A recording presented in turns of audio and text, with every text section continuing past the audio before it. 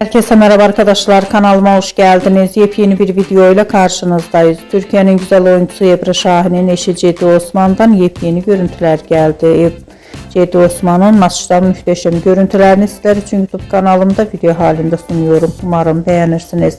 Arkadaşlar, videomu beğendiyseniz kanalımı izlemeyi ve bildirim butonuna basmayı unutmayın.